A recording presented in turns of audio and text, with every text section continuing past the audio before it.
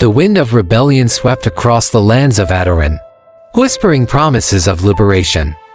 Adisua, now leading a growing force of survivors and rebels, had become the symbol of hope for her people. But as her movement gained momentum, so did the dangers surrounding them. In the heart of Ejijola, Chief Olighton grew increasingly uneasy. Reports of resistance movements and whispers of a surviving member of the Adoran's royal family reached his ears. Though he did not yet connect these rumors to the mercenaries he had hired, his paranoia mounted. King Adebayo, on the other hand, viewed the rebellion as a mere nuisance. These peasants dare to challenge my rule. He scoffed during a council meeting. Crush them and leave no trace of their defiance. Don't let them get in the way of my festival. Meanwhile, Adisua's resistance was thriving in the shadows. By night, they held secret meetings, planning their next moves, and by day, they spread their message. Through quiet conversations and coded letters, Akintola became her most trusted advisor and strategist. His knowledge of Ejijola's military tactics proving invaluable. One evening, as they sat around a campfire, Akintola shared a revelation.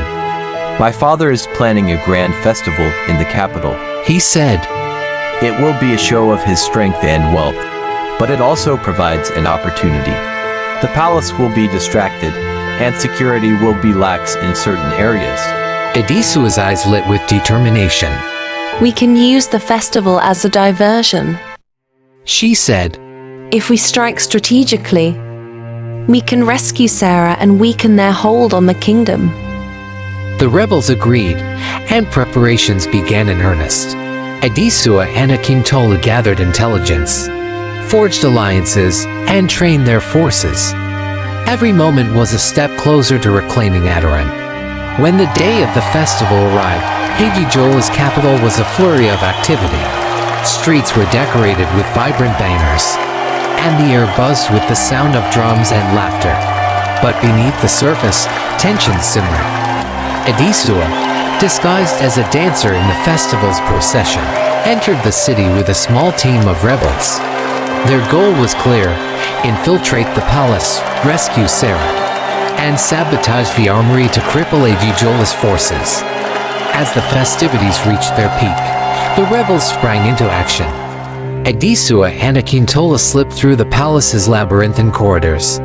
Guided by his intimate knowledge of the layout, they found Sarah in the dungeons, frail but alive. Princess.